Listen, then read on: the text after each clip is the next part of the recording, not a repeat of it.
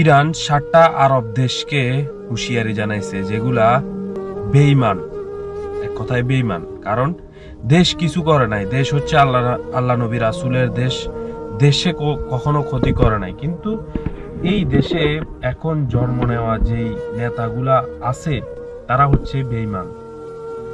দেখেন, ফিলিস্তিনের মতো একটা দেশকে ধ্বংস করে দিছে, ধ্বংস।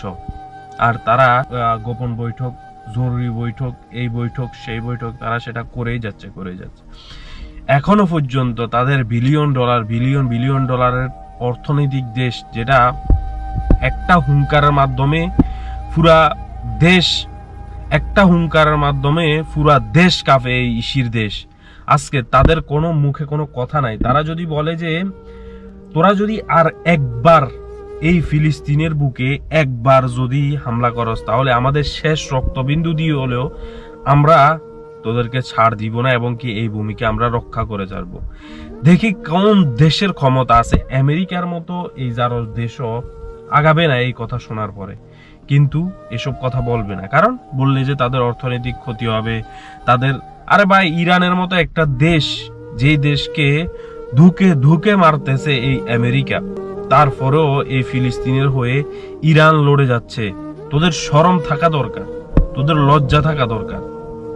ইরানের মতো একটা দেশকে তারা পুরাপুরি শেষ করে দিছে অর্থনৈতিকভাবে, তারপরেও তারা ফিলিস্তিনের হয়ে কথা বলে যাচ্ছে, লড়ে যাচ্ছে। এবং কি 7টা দেশকে হুঁশিয়ারিও দিছে যে যেই দেশে আমেরিকার খাঁটি আছে আর আমেরিকার খাঁটি থেকে আমাদের ভূমিতে আক্রমণ করবে, ওই দেশও আমাদের হাত থেকে রক্ষা পাবে না।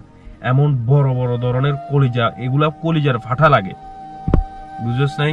আহা, আমার মুখ থেকে এখন তুই করে বাইরে হইতেছে। কেন জানেন? একমাত্র এই আরব দেশগুলার এই কর্মকাণ্ড দেখে।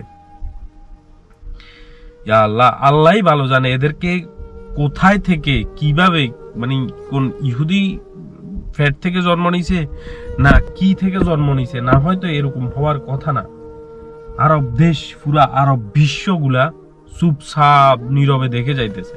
আর একটা ফিলিস্তিন, একটা দেশ, সেই দেশের মুসলমান জাতিকে ধ্বংস করে দিতেছে, আর তারা শুধু দেখতেছে আর টেলিভিশনে দেখে আফসোস করতেছে আর রুটি খাইতেছে।